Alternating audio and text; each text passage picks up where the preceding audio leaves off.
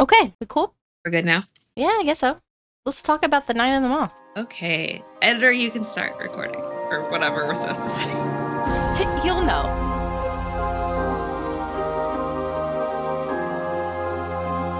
We'll start our spiel. Welcome to a podcast of fantasy and romance, or as we like to lovingly call ourselves, Apifar, where your hosts, Ashley And Anna. explore epic tales of fantasy and romance in your favorite books. We'll bring you a wide range of book club books by highlighting indie authors, authors that aren't big household names yet, and yes, covering your big favorite releases. We will discuss the worlds, characters, stakes, and relationships that they created, while adding our breakdown and theories as well. At the end, we'll face off in our war games and bring you along. A couple of housekeeping things before we dive in. First off, this is your spoiler warning. This episode will contain spoilers for all of The Night and the Moth. If you haven't finished this book yet, this is where you should pause, go finish the book, and then come back to listen. We will have a separate spoiler warning before our war game segment at the end of the episode, if we need to. We hate spoilers here at Apifar. Second, this podcast has an explicit rating. We will be discussing mature themes and we cuss a little. So if you're not ready for your kids to go to school and talk about put your hands on the headboard or how many spicy things can happen on a throne, then this would be a good time to pop on some headphones. Here we go. Apifar Book Club is now in session. We are going to continue on with doing Worldbuilding Wonders first because we just feel like that helps set up the scene for chapter chats better. We're going to go ahead and break down the world of The Night and the Moth. The kingdom that this is set in is called Trom. This is how the magic system is set up, as our narrator knows in the beginning, is that Ashling Cathedral was built around a spring that fissured from the limestone, and it was considered the holiest place in Trom. And Trom had 5 hamlets, which a hamlet is a settlement that's smaller than a village. One is Colson Fair, which is the hamlet of merchants. One is the scholarly city, which they call the Siege, and it is the hamlet of scribes. A fervent peaks near the mouth of the river, which is the hamlet of fishers. The cosseted birch forest, which they call the chiming wood, which is where the foresters dwell. And then the florid cliffs of Belladine, which is occupied by the weavers. So the story is that a foundling child wandered onto the limestone where the spring was and drank the water and had a dream. And that 6 gods visited Trom. So the 6 gods that visited Trom each had a stone object. The artful brigand had a stone coin. The scribe had a stone inkwell. The ardent oarsman had a stone oar. The faithful forester had the chime. And then the heartsore weaver had the sacred loomstone. The 6th omen appears as a pale moth, but it did not have a stone object. So then children continue to come to the tour brought by the abbess to drink the spring water and drown in dream, and they were known as diviners. And this is the Stonewater Kingdom. So that is my world building for Trom. Do you have anything to add? I did have like random thoughts about some of that. One, the hamlets being smaller than a village, it makes it feel like this whole entire kingdom is like tiny. Well, I just Googled hamlets, so that description is straight from Google.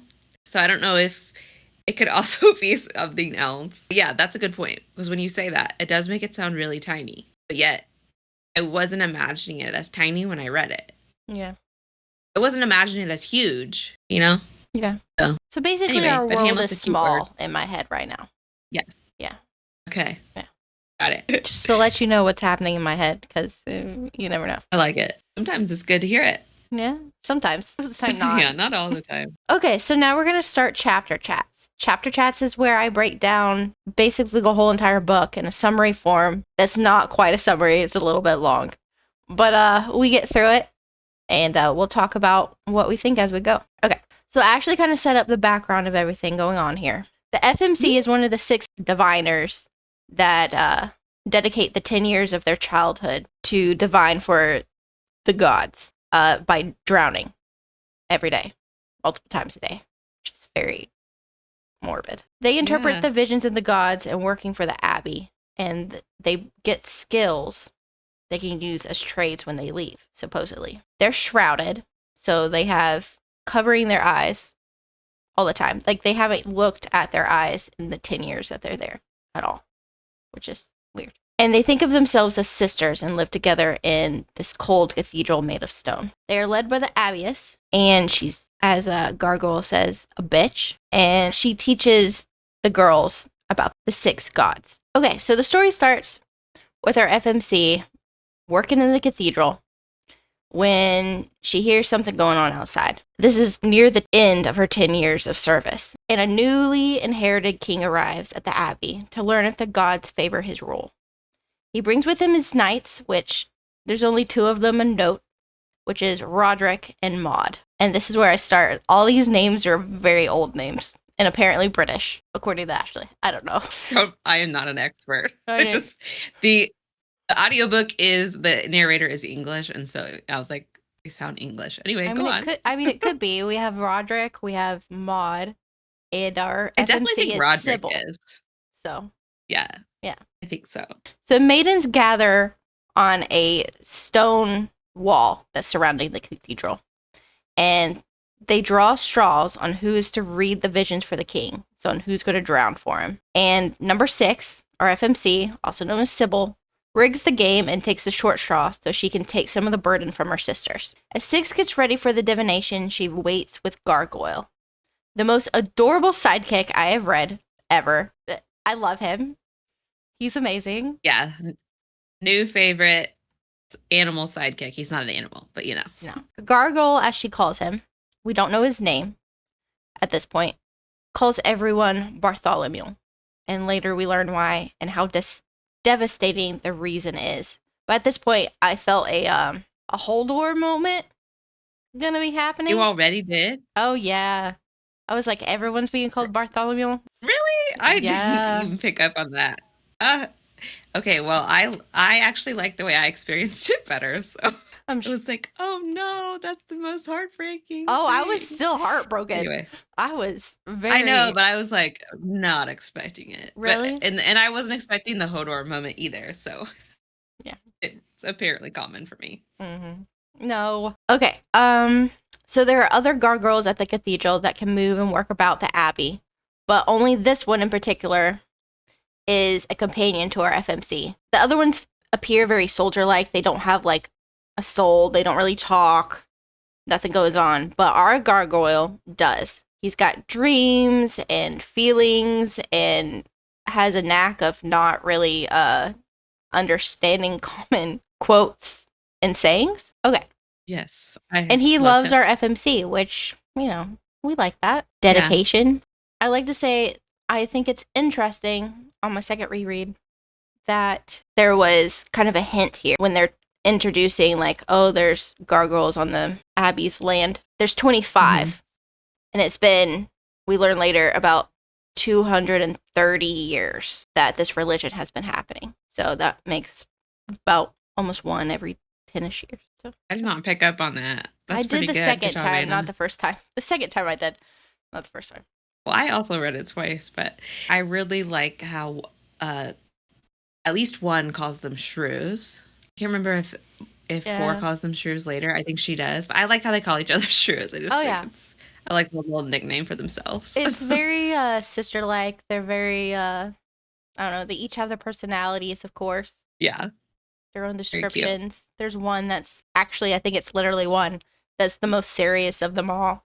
So the king comes, and he's going to get divined, basically, what the gods feel for his tenure, I don't know, as a king. And so he offers a coin. Blood is given to whoever's divining, so our girl. And then 6 is literally drowned by the abbess, inhaling oily, smelly water.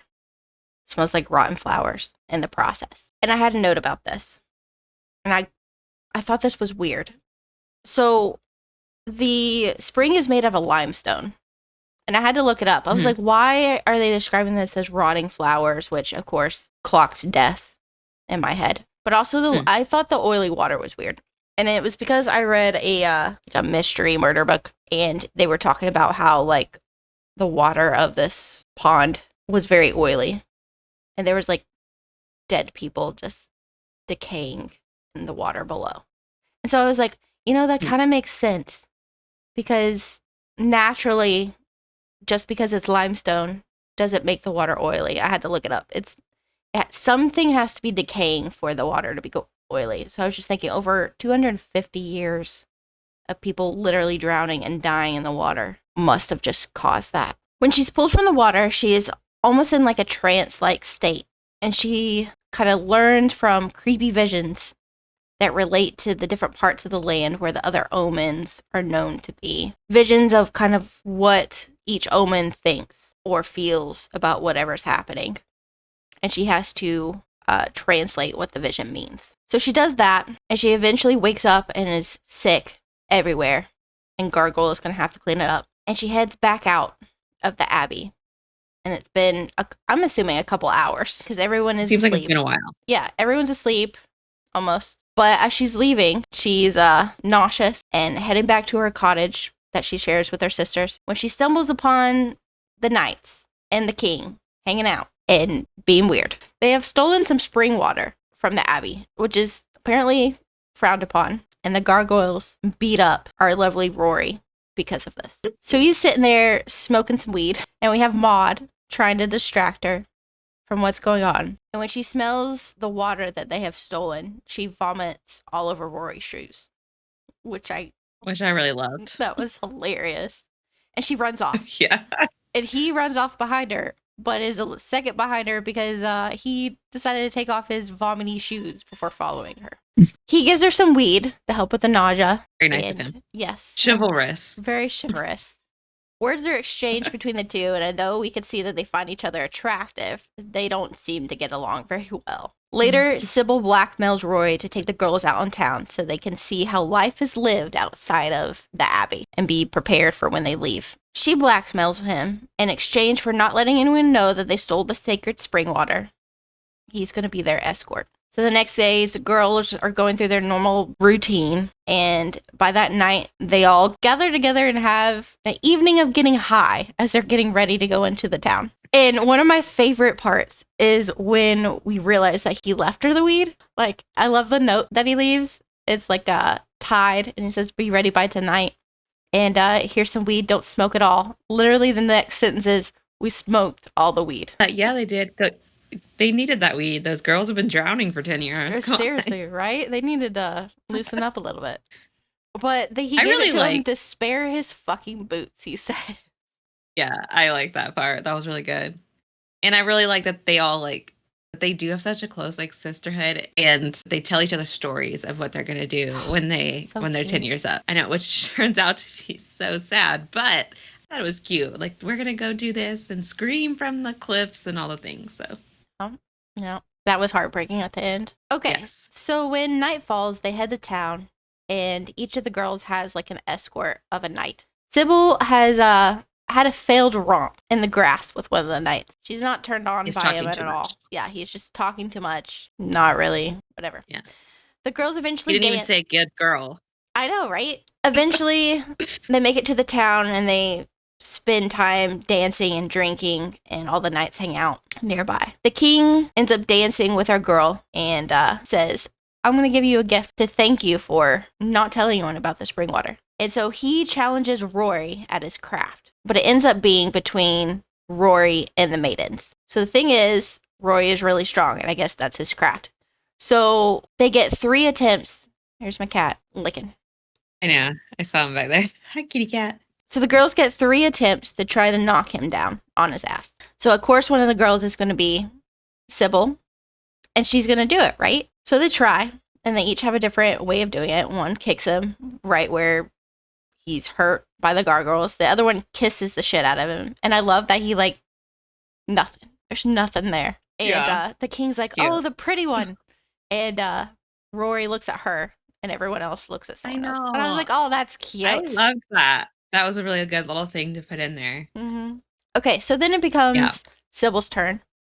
And I guess because she's been working with stone her whole life, she's really strong.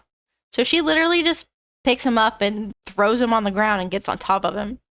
And his hands are tied behind his back, so he can't just do anything. And you know that he likes this. He's like, damn. So because he lost, he has to get his future divined. Which, this doesn't sound like a win to her. Because you have to drown. You have to drown again today. She's kind of got that martyr like kind of air about her right now. Like it makes her feel very important, which makes sense based on everything that's happened to her. A couple things that are just random from that part of the story.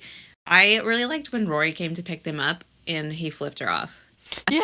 When he's just, I don't know why. I just like that like classic like scratching the nose with the middle finger thing. Yeah. I was I like, read let's that part just throw that together. in there. There's been multiple Yeah, times through this book I was just like, I laughed out loud. Definite LOL. Yes. And then I also liked when Hamlin is the failed romp guy. Mhm. And when he comes back into town after like she had wandered off and got into like a little altercation with that vendor guy who wanted to look under her shroud. And Rory is basically gonna go beat him up. And he says, hope he was deferential in his hastiness. I was like, that's so funny. Yeah. Just the whole challenge. Everything about it. The way Benji like described it.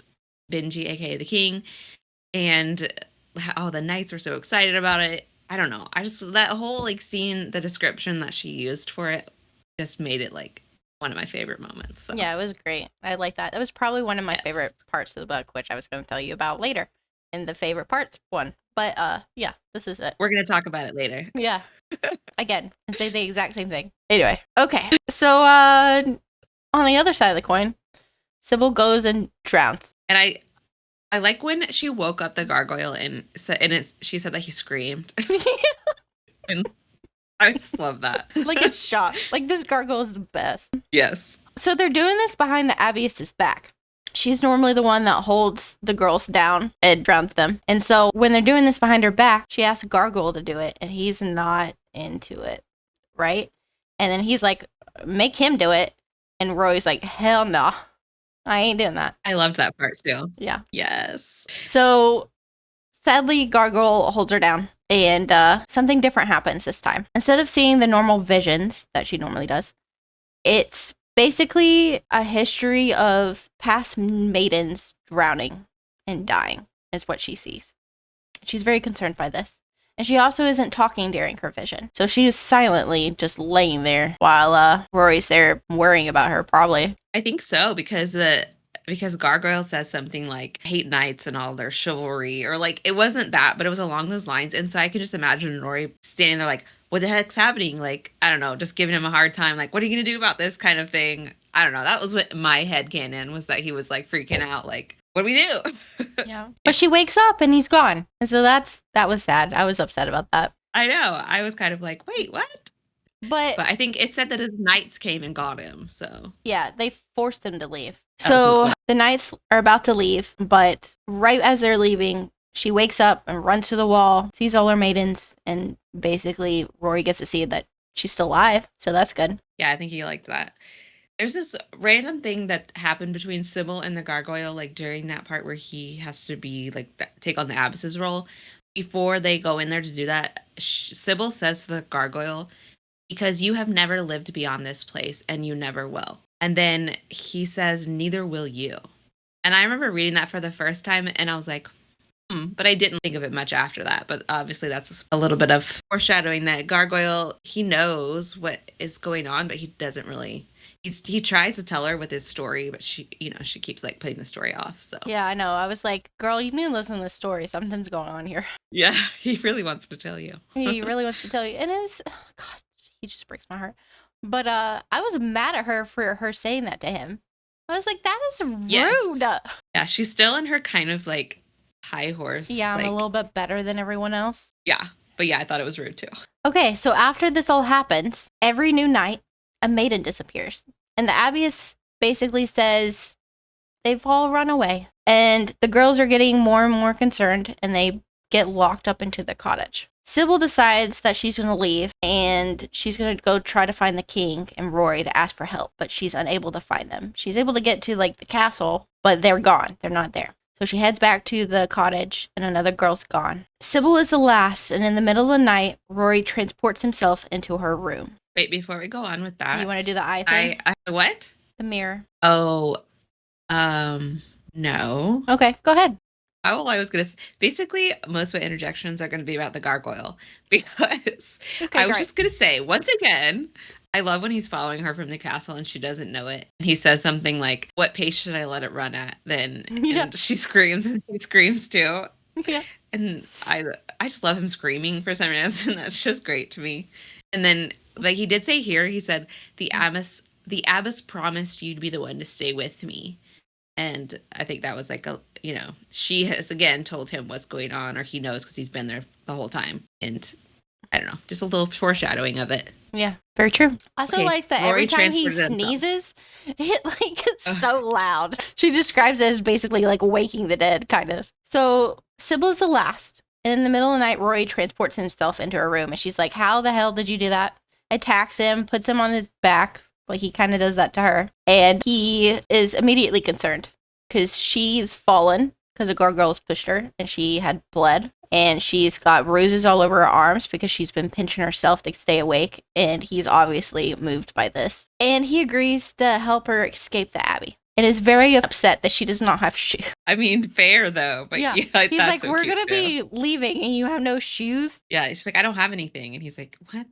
And then said something about like, at least tell me I have shoes. And she's like, no, I don't have shoes either. The only thing she's concerned about is her hammer and chisel, which is the best thing she could have done because she kicks some ass with that thing. She really does. That's like a great tool for her. It's kind of like Rapunzel with her frying pan.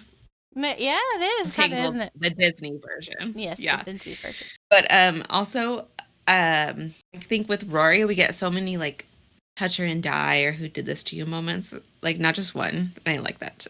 I do. I like Rory a lot. I also like that he's not perfect. Like, she describes him as not being like he's not the perfect knight in shining armor, literally. Like he's got crooked teeth down at the bottom. When she first sees him on his horse, he can't get the horse to move, and he's just cussing. Like it's not perfect, right? He's blushing all the time. And he slouches. Very lazy. The blushing. Yeah. So cute. Yeah, I like it too. Okay, so they're trying to leave. Gargoyle begs her to take him with him, and they're going to go on an adventure, and he's very excited about it. But they have to fight their way out. So she gets her chisel and hammer. Rory is able to use a stone coin that he can throw to transport on one side, and on the other side, it destroys things. So he's like kicking some ass and destroying some of these gargoyles. Saves her, and then she saves him, which I liked. He was on his knees. Yes. They get away and they head to the land of the scribe to meet Maud and the king that's there with the knights. Her plan is to ask the king to help her find her sisters. And then we have a bunch of cute moments. I think Gargoyle's like flying in the air and just humming as they go. And Roy is like, is he your pet? Cute. I love the Gargoyle thing that they're always like, he's always holding Sybil's hand, like leading her places. They're always holding hands. I just love that. Yeah. That's so cute. It's very cute. Very childlike, you could say. He says some profound things too, but we'll get to that later. Okay, so they arrive to the scribe place.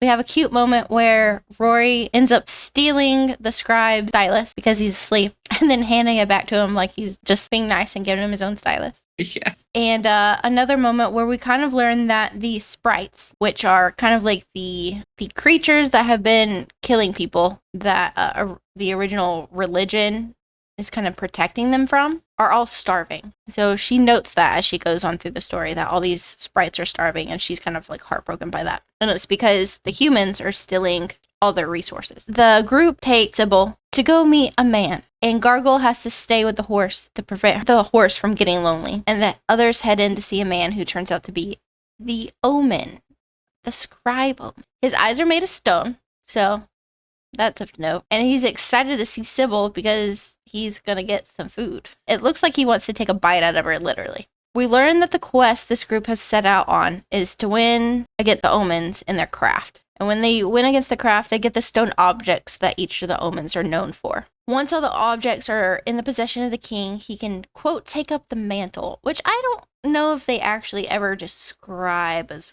you know? Taking up the mantle was like the king deciding to get the power for himself, basically, I think. Take the power away from the gods. Yes, take the power away from the gods. They'll have all the objects. But they just keep calling it take up the mantle. And I was like, is this meaning something different? And we don't really know. Taking up the mantle is like a term that people, right. I thought it, like when you take up a quest, basically, right?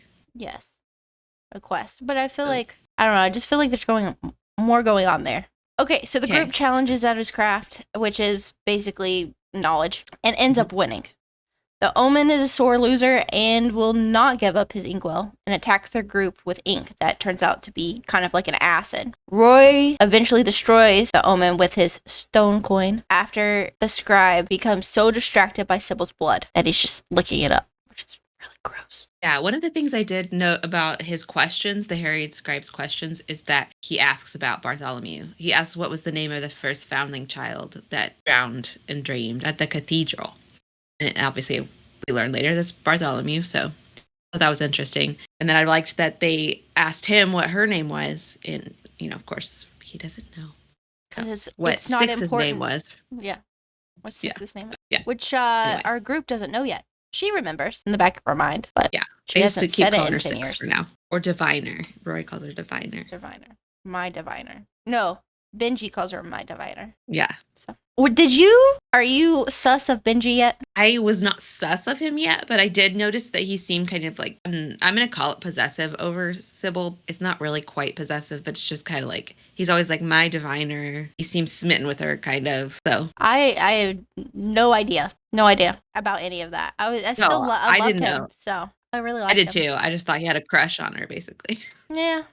Okay, so Sybil's life has just turned upside down. She's learned that the omens are not really gods, that they're basically not good. They're pretty crappy. And so her and Gargoyle run away from this harsh reality, and she's going around the town trying to find her diviner at the family homes. She's later found by some officers and taken back to the knights and the king.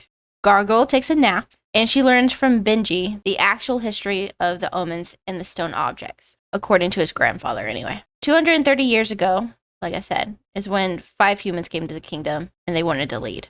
So we kind of learned why the omens are not really gods. We learned that the abbess is one of the gods, so she's been under one of the gods. The omens knows the whole entire time that she's been at the cathedral. And we learn more about Rory. Rory apparently is not high and mighty like she originally thinks, and he's actually a foundling that had run away and become a thief. And his master ended up being one of the omens, the brigade. Artful brigand. Yes. So at this point, they have defeated 3 omens, and Sybil agrees to continue with them to give support to the king while she continues her search for her sisters. We have a steamy moment where the sexual tension is just on fire as Rory fits Sybil for armor.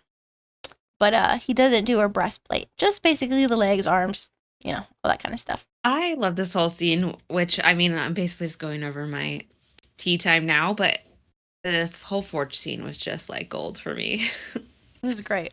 I think it might be my favorite, but the banter is just so witty and smart. And like you said, there's a ton of sexual tension. I like how he hummed an appreciation about her bicep. Yeah. He appreciated the fact that she had strong muscles. I liked that. They've pointed out that she's really strong and muscular multiple times. Yeah. I also liked that Rory told her not to be a martyr and to tell him if it hurt because it wasn't the cathedral. And so she didn't have to pretend everything was okay. I liked that too. I liked her response. I was like, I told you, I'm fine. Did you like that? Because that's what you would have said? Yeah, kind of. But also I just she's just dude, it's okay. But she wasn't fine. It did hurt her though. It did hurt her, but she was fine. It's fine. Everything's fine. Okay, so they head out on the road to find the next object, which is the stone ore. On her way, our girl saves the king, way to go, girl, from a mountain sprite who, because he's a mountain sprite, is huge and eats a horse in a buggy just whole. So she saves the king using her hammer and chisel. At this point, we learn a little bit more about Maud. There's a wonderful conversation. And I love Maud. Maud's a great character, too. Mm-hmm. She's older than other members of the Dream Team and has been an older sister to the boys. Apparently, she even got Rory into line when he was a young teenager and made him into a squire. I like this because this is the first little inkling of what Gargoyle's going to have in his life here in a little bit.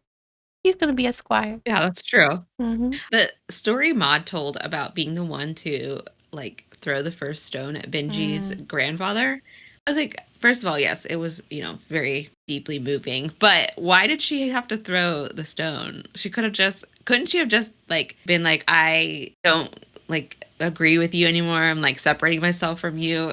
and then just not throw the stone at him, and then hopefully no one else would too. I I don't know. guess. I don't know. I don't know It's why just she something that would. I wondered about. Yeah, I don't feel like it was And necessary. then, no, not necessarily. A couple other things from the mountain sprite is I really love when Gargoyle says, "Do something, Bartholomew. Bite off his leg if you must." Just imagine her biting off Benji's leg. Like when Rory walks up after everything is over and he has his hand over his mouth and then he walks away, I like in my head think that he was so relieved to see they were okay and he felt like he was going to vomit because he was so worried. I don't know. I was just like, well, that's to me why his hand was over his mouth. I like that version more than the one that's in my head because I always thought he was like, What was yours? like he was like a sob was coming out and he was like, oh, and then just walked away. I mean, that could be too. Yeah, either one really works. Yeah. Anyway, he was moved. He was very happy that his two loved ones survived. Yes. I liked when Sybil and Gargoyle fall off the wagon, and Gargoyle's like, "That was embarrassing. I hope no one saw me fall." And then later, when Benji falls off his horse, just like a second later, he's like, "That was so embarrassing. I would never do that." Yeah, he's great. I like that. Everything. Yeah. Okay, but Maud, she apparently is kind of like a really important role as a knight. Like her family has been in the knighthood for multiple generations and known to be great warriors. So we learned that about her. The group makes it to the Fervent Peak, and Rory and Sybil head out to set a trap for the omen that lives there. They have some of the spring water that they stole, and they find that he comes out and kind of leads them back to his lair. They use Gargoyle as a pigeon, I think he describes himself at this point. No, that's later. They find a big castle, a bunch of Sprite, and they meet the oarsmen. I thought this was so weird. I love how they're like tiptoeing past all these like sleeping sprites, like up the stairs and stuff, and they make it, and then they just knock on the door loudly. I'm like, guys, what are you doing? That's a good point. I really like, so basically, like, you know, during all these times, Benji is distracting the people by their weird ceremonies for him. But I like that the gargoyle stuck up for Benji. And then Rory tells the people not to mess with Sybil, or she and the gargoyle could do whatever they saw fit. And he says, "Oh, Bartholomew, he's dreamy." I just love that so much. It's great. Yeah, I like that. Okay, so they're meeting the oarsman, and he's described to be even more stone-like than the scribe was. He agrees to the challenge of his craft, and in 3 days, Sybil must be the one that challenges so she can get her answers about where the girls are. In that time, Sybil has to train to learn how to fight and be a little bit faster, which doesn't go very well. And the night before, she's nervous, she's sore from training. Rory takes her to the hot spring, and we learn that she cannot even swim, so that's great. Something's gonna happen there. When they all head to the fight, the oarsmen... Wait, we had to talk about the... Okay, let's you talk go about ahead. the spring. Go ahead, talk about the spring. Okay, first of all, I don't remember exactly when she talks about the fact that she's never had an orgasm before. A little death, as we're going with in this book. But he's like, he says, "Pith, you think there's something wrong with me?"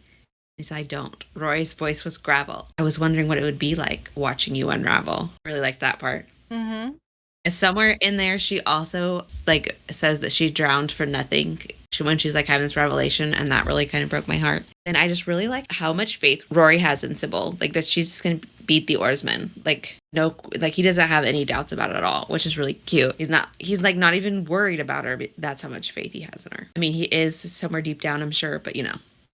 And then just the spring is such a good little sexual tension moment. Like when he says he needs a minute at the end. Yeah.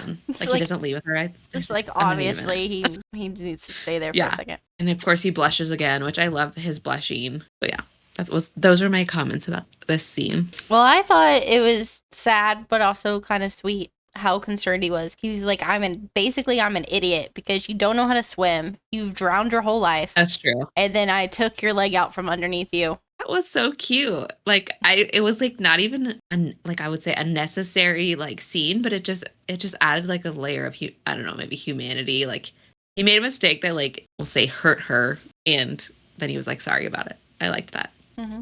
Okay, so when they all head up to the oarsmen, they decide that she cannot use any of the magic objects in case they fall into the water.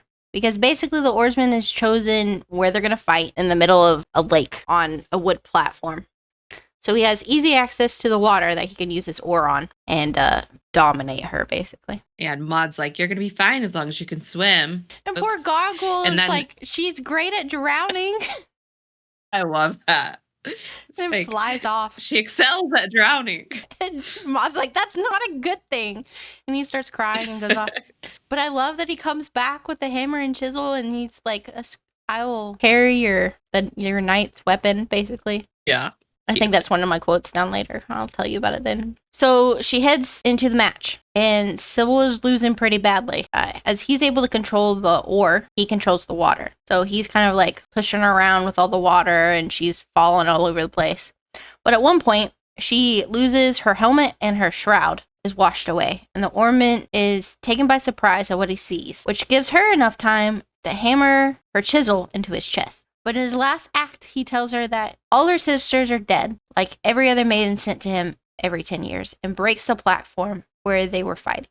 She's tossed into the water and unable to swim. And then we have a moment where she's kind of like out of it, and they're doing CPR on her, trying to get her to wake up, which was heartbreaking because Gargoyle in the background is crying out for her, and Rory is like telling her to wake up and calls her sweetheart. What's he call her? I think he does call her sweetheart. Yeah. It's like, wake up, sweetheart, or something. Later when Benji is like recounting that to her and says that like the order of events in which they did things in, like they went and they got the oar and then they kicked the oarman and then they went and saved her.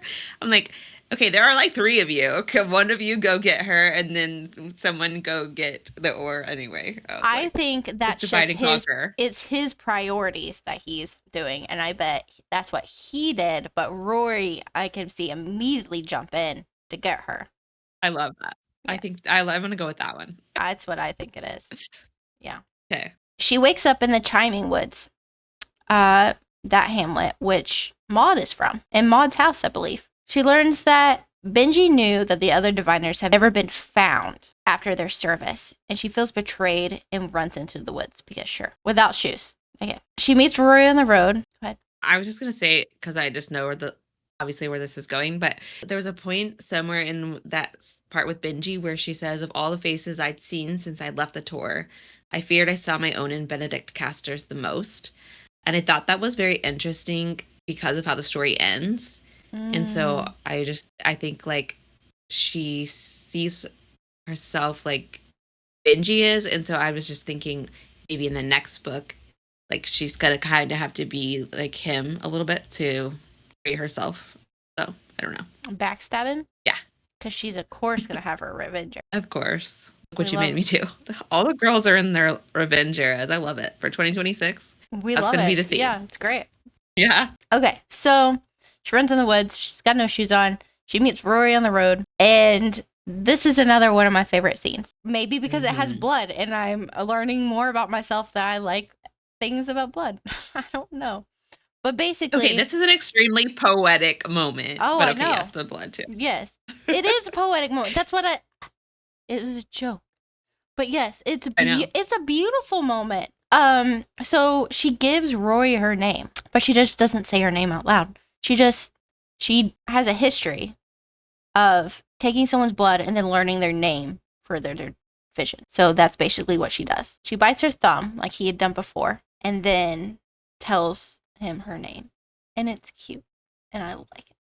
Yeah. He just like knows what she needs. Like, right? He knows what she's doing. Just does it. Yeah. So cute. Okay, so the group heads to the sacred place in the woods where a ceremony will take place and where they find the chime. During the ceremony, the leader uses the chime and it causes everyone to alternate between good and painful moments throughout their life. And not only that, but there's just a bunch of smoke from weed. They're just all getting high. And then having their mind fucked with them because of the chime. It's a weird dynamic going on here.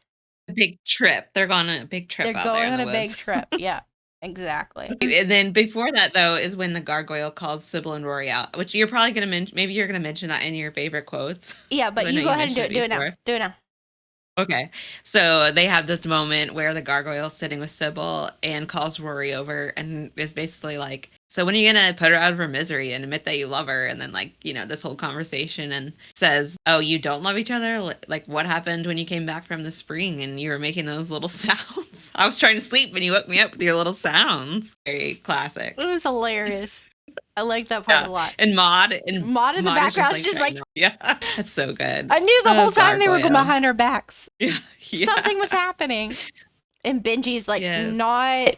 not liking it. Yeah, I know. That's one of the This one is of the where I first times start. feel I'm like, he didn't seem to like it, and so you're kind of like, which oh. It's funny that is when I started thinking he's being sus because he's not happy for his friend, rather than him lying to her earlier. Oh yeah, it was totally fine with that. I need to work on seeing my red flags more. Yeah, that's fandom's problem. We all have that problem. Yeah. Okay, so it's during the ceremony. Roy's up on this platform being high. So the ceremony is interrupted by Burke sprites, which are described as like birch trees with eyes, and apparently they eat eyes. And so the people in this realm put like coal around their eyes and make it kind of like black, which I really like. It makes them look like skulls, is what they kind of describe it. Yeah. So that these trees won't eat their eyes. Yeah. Anyway, so they attack the group because they're starving, and Gargoyle is used. Like, this is where he says he's used as a pigeon to fly Sybil to the chime that's now stuck into a tree. And she's like, I can't get to it. And basically, he just like, I'm so excited to toss you into this tree. Yeah, just throws her. Just throws her mid-sentence. Yeah. Okay. So she's fine. She's climbing this tree, getting the chime. Maud is losing her shit down on the ground and just hacking away at this tree that her friend is in. That makes no sense to me. Like, chill. You're going to make your friend fall, but she's so distracted. She shouldn't know, I think. Yeah, because she's not paying attention like a knight should be.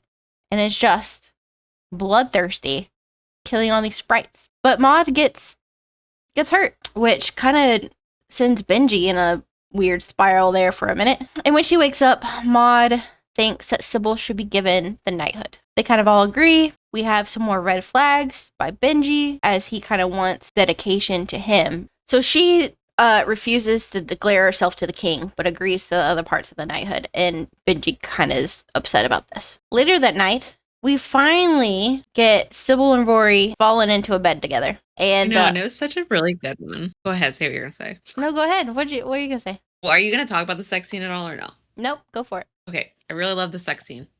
Anyway, okay. I just thought it was really beautiful and descriptive without being like, I mean, I said the word crass, but I feel like I don't mind when they are like crass and they use like more modern descriptive language. So, but it's just like, it was different because it was all this like poetic language about it. So it was just set apart. Either is fine with me, but I just thought that it was really like beautiful way to write about it. And then I really liked when she is gonna go down on him, I think, and he's like, no, first you unravel. I liked it. In my head, it's canon that he had learned that she had never come before, and he's like, oh, I could do this for her. I got this. Yes, no, that's what I thought too. Yes, that's definitely what happened. This is where I'm gonna shine. It's basically in my head, that's what he's thinking. So he wants to make her unravel. Yes. Which is pretty great. Yes. But there's also a tender moment in here, not just with the sex, but it's her kind of finally exposing everything about herself and getting rid of her shroud over her eyes. Yes, that is beautiful. So she decides to take the shroud off, and he sees her eyes and calls her beautiful. And we learn, after all that steaminess happens, she finally sees her eyes for the first time in 10 years, and they're white limestone. And she feels like she looks like the omens, that she's a monster, basically. And he, of course, I love it. It's great. I know. Love it. Okay. The next day, the group and the knights make it to the cliffs. And we see that the people here are actually nice. So that's a change. I love that. Yes. Which is the home of the heart sore weaver. And I have to say, I read this wrong multiple times. And I forget what I thought she was, but it was not heart sore. It was like heart stone weaver is what I thought it was. And then when she eventually says, I'm definitely heart sore, and I was like, oh, I just have been ignoring this word the whole entire time. Oops, my bad. I do that a lot. Yeah. Okay, so people are nice here. And Sybil finds the king being more sus, right? Mhm. So Benji is downstairs holding a meeting with 3 of the noble knight and not with his 2 best family knights, right? He's not including him in this. And he tries to get Sybil to join him. But she's like, nah, I got a dalliance with my man on the beach. That night, the Heartsore Weaver comes into the cottage in the middle of the night, and there's like lightning going off, and Sybil just screams because apparently the Heartsore Weaver is very scary looking. We learn later that she came to see the gargoyle that was in the room because she had seen that gargoyle before. So the group is going to go try to find the Heartsore Weaver that snuck into that room. There's a ceremony for the king where, you know, they're distracted and they put out the water to try and bait the Weaver out. She doesn't come. A gargoyle apparently knows where he's going because he's been here before and leads them to the secret underground entrance at the edge of the cliffs. After going through some of the tunnels, our lovebirds get caught in a trap and have to be saved by Gargoyle. Rory gets stuck and has to go diving for his stone coin that's lost in this pit. And so Sybil sees some moths. It's distracted like a child, following a butterfly, and goes to see the Weaver. The Weaver is the most like a stone gargoyle that we've seen so far because she has not been drinking the spring water or the blood of the diviners that have been sent to her every 10 years. We learn a little bit about her story, where she's basically the only decent one of the omens. And even though she started off thinking herself as a god, she has put her loomstone on her finger, which apparently allows you to see and remember past memories. So she puts it on, she remembers her family, and is devastated and becomes human again, basically, and decides not to help the abbess anymore by making her robes and by not consuming the diviners that are sent to her. And it's kind of sad because eventually she just asks our girl to kill her. That she hasn't been able to die and she wants to be put out of her misery. As she's dying, the Weaver basically tells Sybil, she reveals that her loomstone is at the cathedral with the abbess, and that the gargoyles are all foundling humans that turn into gargoyles, and that the first foundling was actually Bartholomew, which is our lovely gargoyle. Yes. Our little friend. He had died a little orphan boy as he was wandering around the Thor, and was brought back to life by the abbess with the spring water, and lived with her for years on that hill until the travelers came, which were the other 5 omens. They were humans. They, like humans do, fought, killed each other, and were given spring water and told that they were gods. So that's kind of like the original story where all of that kind of came to be. The true story behind it all. Okay, so Bartholomew was the first diviner, and he didn't want to lie anymore, and the abbess hid him away and starved him of the spring water, making him to what he is today, our gargoyle friend. The group is outraged and heads back to the Ashling Cathedral, which apparently Ashling is the abbess' name. They go through a big old fighting scene, destroy all the gargoyles, finally kill Ashling, and tear down the cathedral, which I think is quite a feat, but they were able to do it. So I had a note here because in the book it says something about Ashling describes the water will only bring you back once when she's like snapping the necks of the diviners. And so I'm a little confused because in my head, every time they divine, they drown in the spring. Right. So they're brought back more than once. But I guess it's because they're drowned in the spring rather than like somewhere else they can die. That's what I was thinking. Yeah. Okay. I was a little confused by that, but we're going to go with. Okay, cool. Yeah. Okay, so Ashling's dust. The cathedral has fallen, and the spring is covered up with all these stones now, so they can't get to it. The knights, they can hear the knights coming, and they're like standing at the wall of the cathedral, the wall surrounding cathedral. They hear the knights coming, and Benji finally shows his true self. The stupid two-faced worm stabs Rory, takes a chunk of the gargoyle, which destroys our girl Sybil. She's like falling on the ground. It's like her 2 loves, basically her child, dying in front of her, and Maud's like gonna, defend them when Benji puts a sword to his basically his sister's throat. And I'm like appalled. I'm like, what is wrong with you, dude? So he's like power hungry. He has all these items that give him power, and he says basically to Sybil that he wants her to be his queen, and that Maud and Rory have no more use to him because he's gotten what he needs out of them, and sends them on their way if Sybil agrees. She does, because she wants to save the life of those people. And that's the end of the book. So Revenge Era coming. Yeah. Book 2, Revenge Era. Yes. Yeah, I can't wait for that, honestly. He has messed with the wrong woman, because like the whole reason he's gonna still have any kind of influence and power, like the main one, yes, he does have money. It's because of her, though. He's gonna use her. And so like she is just gonna be able to say whatever she wants. She'll be like, oh well, it's been divined by the omens that you're the worst king in all of Trom. I don't know, like just whatever she wants to say. I don't know. I'm really excited about it, though. I'm picturing a Feyre and what's her name? The priestess. Is that it? Are you allowed to say that? Spoiler for ACOTAR. I'm telling you right now. It gives me vibes. And the vibes are from ACOTAR. And it's when Feyre pretends that she's got divine light coming from her on the what's the one of those holidays. One of those holidays. That's what I'm picturing. She's just gonna screw him over. Yep. Yeah. I'm liking it. Okay. So that's my chapter chats. Yay. What do you want to talk about now? You want to review? What did I rated it 5 stars. One of my favorite books ever, probably. All because of Gargoyle? No, it's just her writing is so beautiful. I mean, we read One Dark Window and Two Twisted Crowns? Yes. And like those are good too, and I really liked them. Oh, they were great.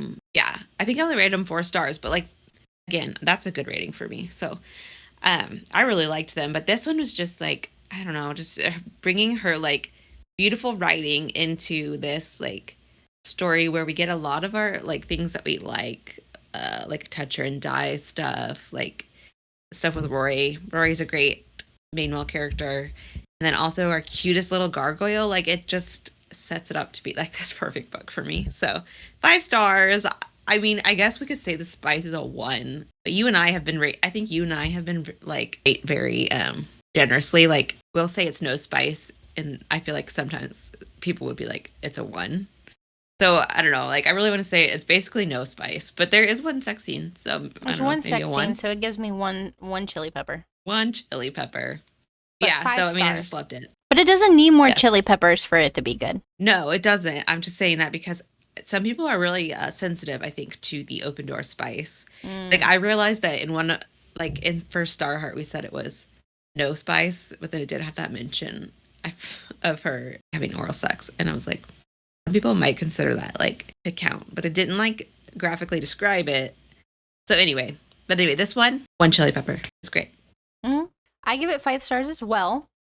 I loved it. I think the writing's beautiful. I think she's a great author. She writes really well. She has very unique storylines and themes. Yes. And I really like that. And we loved her other books. Loved Gargoyle. I liked Maud. I wasn't immediately turned off by Benji, so she got me there. I mean, yeah, 5 out of 5. It's great for me. I was quite entertained, and I'm excited to learn what happens. So if I'm excited to learn what happens, you're doing pretty good. Okay, so next is our Suriel's tea time. We talk about our favorite quotes, characters, themes, theories, etc. So I'm gonna let you go first with your quotes, because I mean I basically could quote this whole entire book. So I'm just gonna take out the ones that you say. Okay. All right. So my favorite scenes. I love the challenge. We've already talked about that. The challenge at the beginning of the book when they're in the little village and they're challenging Roy to his craft. I love that. The whole entire scene was great. It was beautiful. It was very descriptive. I felt like I was there drinking and having fun and rooting them on. I liked it. Me too. Yeah. So I kind of wish that the punishment had been him running naked in a field. I think that would have been hilarious. But it would have. We needed his divine thing to move the storyline. That's fine, but it would have been funny. So like that. I love the chiming wood giving of the name.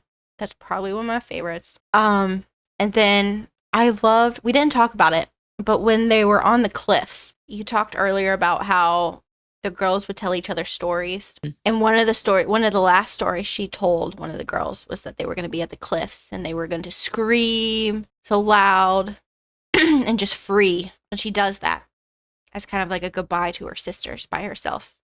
And then when she's done, she turns around and Gargoyle's there and Maud and Rory. The true ones are there supporting her. And I love that. That was a great scene too. Very. Okay, so my favorite quotes. I was a little bit more serious for my quotes this time, which was kind of weird, but whatever. Okay, so one of it is, which is more intricate, the designs of men trying to reach the gods, or that of the gods trying to reach men? And this part is the funny part. She says, what is either to the intricacies of women who reach both? I'm like, yeah, I like that one. Yeah, that's good. I thought it was good. And then I thought Gargoyle is hilarious, but he also says very profound things. So one of them is, if you only ever look up to something, can you ever see it clearly? I like that a lot. Yeah. And then that was a good one. The last one, which is serious as well. When you do the right thing for the wrong reason, no one praises you. When you do the wrong thing for the right reason, everyone does. Even though what is right and wrong depends entirely on the story you're living in. Those are my favorite quotes. Besides all the hilariousness the Gargoyle is. But I didn't write all those down because I wouldn't have room. So you go ahead. I wrote down so many, and the only one I had to take out was that last one that you just said. So and my favorite character is Gargoyle. Just to put that on the record. Yes. Okay, go ahead. Yeah, I'll go ahead and say my favorite character is also Gargoyle. I do love Sybil, and Rory. But yeah, Gargoyle's going to take the trophy here. He just, you know what? He reminds me of a better version of, I can't remember his name. The little bat in Anastasia. I don't know why, but that's what I'm getting. Bartok. It's Bartok. Bartok. I could just see him being like, I kick her, sir. I don't know. I just like it. That's what he reminds me of. I don't know why. My favorite scene was, again, the forge scene. I just love that whole thing. But there were so many good scenes. So, and then quote-wise, there's so many. Okay, so one of the funny ones that I picked was from chapter 4, and it's the girls talking. It says, of course knights keep rules. One rubs your eyes. The utmost being never mention wives. The next, don't talk with your mouth full, I offered. And, because they were going down on the girls, and so not talking with their mouth full. Anyway, if you read it, you'll understand. Otherwise, I don't. Actually, I did not catch that. That went right over my head. I really? did not know that's what that meant. Yes, with his mouth full of lady bits. His mouth full of lady bits, yes. And then another one of the girls that I just liked their sisterhood is when they say, one of them is saying, and when we need money, we'll work. And when we get bored, we'll play with knights or whomever we please. But we'll never give them anything. We'll only love one another. And I really liked that because it just reminded me, I know I'll say a lot to you and Hillary about that quote from Sex and the City that's maybe our soulmates are actually our friends and guys are just these nice people we get to hang out with. So it was giving those kind of vibes, and so I liked that. It's very sisterhoodish. I love it. Yes. And then one that was kind of serious was from chapter 12, and she says, I tried to be good, to be a perfect diviner, and do everything the abbess told me to. I never complained, never said no. My worth was written by the rules I followed. But then the abbess called me resentful, a martyr, and maybe I am. Didn't I become that way because her love cost as much? So I just I kind of felt like I resonated with that, to be good and to be perfect and do everything that you're told and expect it to get you good results in life. It doesn't all the time. So yeah, I liked that. She said that. Yeah. And then there was a point with Rory, I think this was in the forge scene. And he says, you don't like it when I'm a bad knight and you don't like it when I'm a good one. And she says, have you considered that's because I don't like you at all? And he says, yeah, I've considered that. I liked that a lot. Yeah, that was good. Their banter is good. Last one. Yes, their banter is so good. Last one, I promise, is from chapter 24. Benji pulls away and says, fucking hell, Rory, leave me alone. No one believes this white knight charade. And Rory flinches, and Sybil's going to defend him, but then the Gargoyle says, that is unkind and unworthy, Bartholomew. If you value your friend when he fights your battles for you, when he is rogue and ruthless, you must value him when he is gentle too. Otherwise, you do not value him at all. I really liked that. It was kind of like I won't say that's a spoiler, but anyway, there was a book moment to remind me of, like, you have to love all the parts of your friends. Yes, and I know what book you're talking about. You can't just pick and choose. Yeah, the comments if you know what she's talking about. Yeah, there you go. If you know what I'm comparing it to, you can let us know in the comments. Okay, I know I said it was my last one, but I also feel like we have to say from that one of Rory's quotes is when he says, "I know I put it up here somewhere." I really like when he says, "You want to throw me down, and I, prideful, disdainful, godless, want to drag you into the dirt with me." I was just like, oh, Bartholomew, dreamy. Bartholomew, he is dreamy. Okay. I think that's it. I do have this theory, a small theory about tell me. Book 2, that Rory and Maud and the Gargoyle are going to get an army of sprites because they're going to feed them and treat them well, and they're going to come back and help Sybil, defeat Benji. I was like, yeah, they're going to get all the sprites together. Anyway, that's my small theory. Something's going to happen with the sprites. There's obviously something going to happen. We just don't know what it is yet. So I could see that. That would be a good tie-in. Yeah. For sure. Yeah. Overthrow the king and his noble asshole knights. Yep. Yes. And I bet some of the knights will be on Rory's side because they really like Rory. Most of them. It seemed like they did anyway. Yeah, I think so. I like that theory. I don't know if I have any theories. I think I'm just excited to see what's going to happen. It's not my theory is that she's going to go into Revenge Era. That's all I know. She will. She will. She definitely will. Totally. Okay. So next we're going to head into our war games. So war games is where, I don't know, I just wanted to play a game with Ashley while I'm up here. So here we go. It's going to be, of course, on the Night of the Moth. So that is our spoiler warning. And then some random popular TV shows that are old enough that I'm not going to put into a spoiler warning. So. And it's out of context quotes. So. Yeah, they're out of context. You're fine. Okay. So because our beautiful friend Gargoyle often get phrases wrong, just like I do, our game today is going to be idioms or idiots. We will say a phrase that is wrong, and the other one has to guess what the correct version is. And if it is a common everyday phrase that people get wrong, or is it said by a TV character, or is it said by Gargoyle? If you get it right, you're good. If you get it wrong, then you die via Roy's going to throw his stone coin at you and you're going to explode. Bum, bum, bum. Bum, bum, bum. Okay, so we've picked out our quotes. Do you have them ready? Yep, I do. So you have 10, right? Yes. We'll go back and forth. You start. Okay, you want to go first? No, you start. Me? Yeah. Okay, no rest for the sick. So no rest for the wicked. Yeah. I'm going to say it's a commoner. It is from a TV show. Oh, but what is it? But I'm sitting here thinking it could probably be common. I didn't give you any context at all. Was I supposed to give you? No. Okay, is it great. a popular? Anyway, it's popular, right? Like maybe something I've seen. Rest for the. I remember if you watched this one, but it is extremely popular. This TV show. Is it like a comedy TV show? Is it Parks and Rec? No, but it's very similar.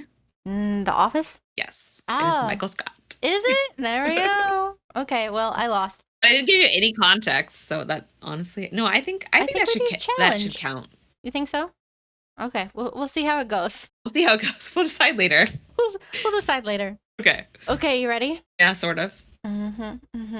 Forgiveness is next to godliness. It's cleanliness is next to godliness. And I think it's a common one. No. Also a TV show then? Because the Gargoyle did not say that. Nope, did not. All right, what you got? What do you think?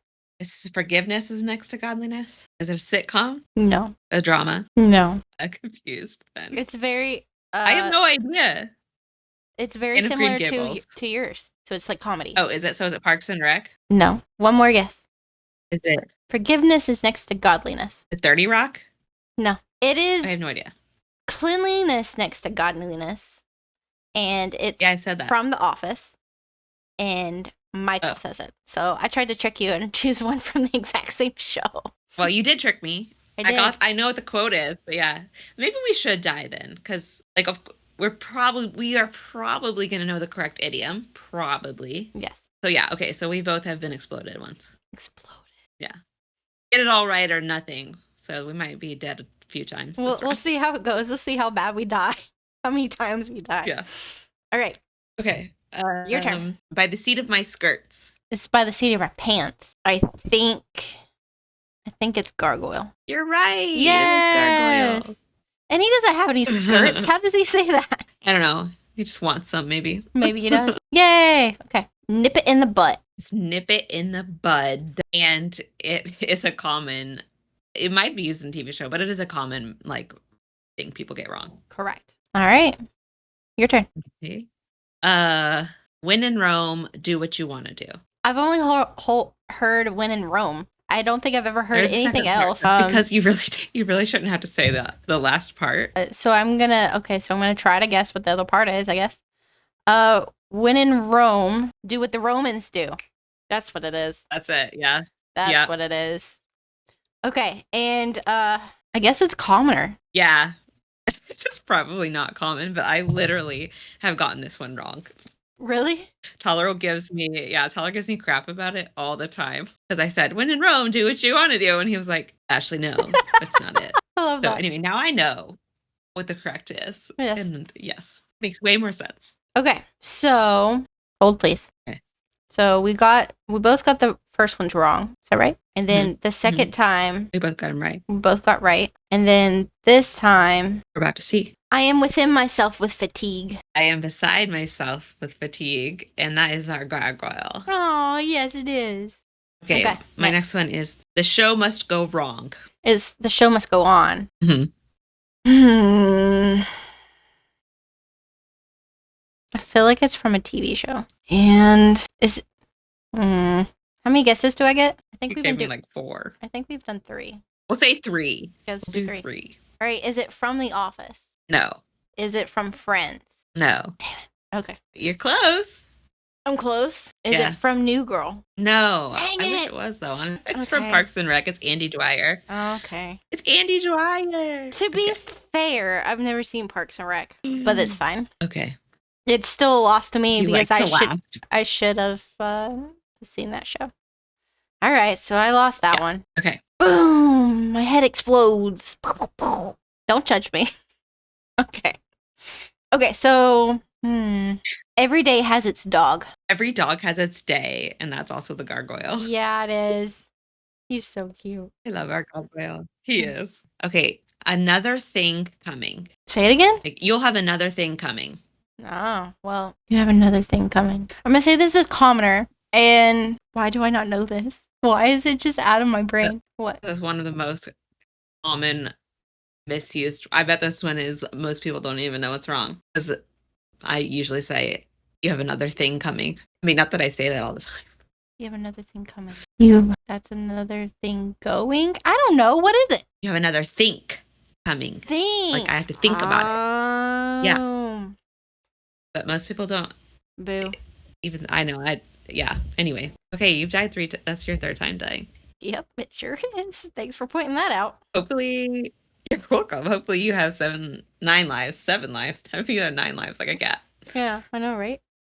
Okay. I could care less. I couldn't care less. I could not care less, and it is a common one. It is common. All right. Okay. All right.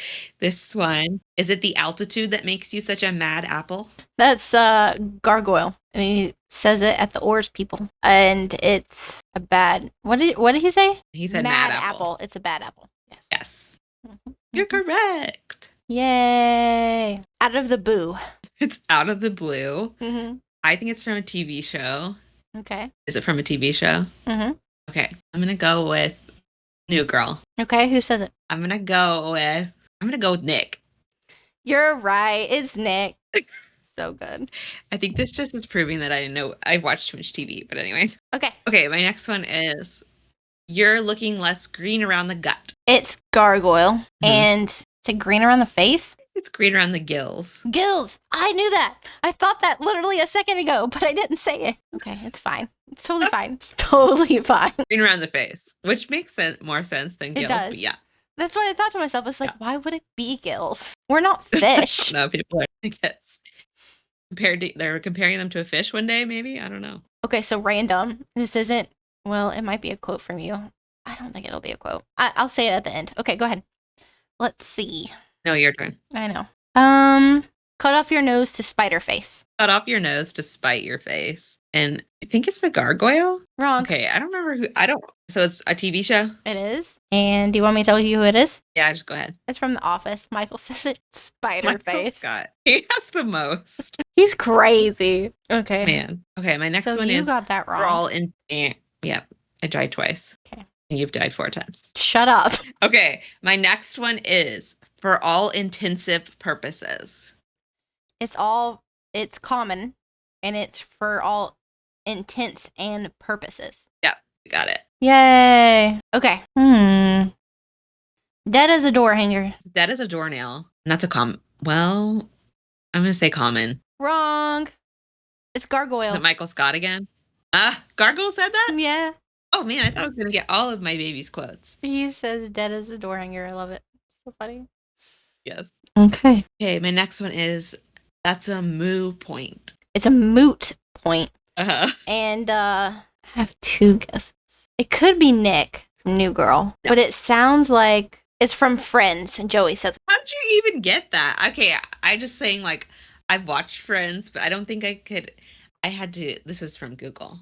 I don't remember Joey Tribbiani saying moo point. So he's so funny. He is funny. I love Joey. Friends is such a good TV show. It is. Okay. We're old. How many are we on? So, this is the last one. Oh, I gotta make it good then. I gotta try to trick you. Yeah, you do. Okay. Because, yeah, if you get this wrong, then we tie. I am years beyond my wisdom. I am wise beyond my years. I'm going to say Gargoyle. You got it right. Good job. I love my Gargoyle. All right. Wait, you have to do one more. I do? Yeah. Well, I only wrote 10 and I haven't read this last one yet. Let me just recount just to make sure I could have counted wrong. Yeah, you got one more. Okay. Skeletons in his attic. Skeletons in the closet. Yeah. Does Gargoyle say this? We've already had this answer. We've already had this person. We've already quoted this person. Okay, so it's a TV show. And I'm so nervous. Why am I nervous? I'm gonna lose either way. It's gonna be, I'm gonna say Michael from The Office. Yes, that's correct. Okay, yay! It's still lost. Yeah, I guess we really didn't have to do that one because you was. Anyway, I just you really just wanted to put me in my home. torture, didn't you? Yeah, so rude of me. Okay. Well, that was fun. All right, so that was. I died 4 times. You died 3. So yep. I am now officially exploded by a coin. We'll need to add that to our total. We still don't know who won the Shield of Sparrows Part 2 episode War Games because I tried to have Tyler listen to it and he is just like, I have no idea what you guys are talking about. I'll see if Garrett we're gonna will do work on that. Or let's see. Yeah. No, Hillary hasn't listened to it. She hasn't read the book yet. Otherwise, yes, Hillary, you would be the one. True. She's got a ways to go before she catches up with that. Yes, she is. She does. Okay, so that's it. That's our war games. And I died. Yay. Okay, so our next episode will be covering The Wake of the Wicked. It's a dark fantasy romance standalone by author V.B. Lacey, who's an indie author. So check that out. If it sounds like your jam, come join us. Take a listen as we read that. I'm excited. Thank you so much for listening. We are a baby podcast, so it would be so helpful if you would rate and review us on your podcast listening platform.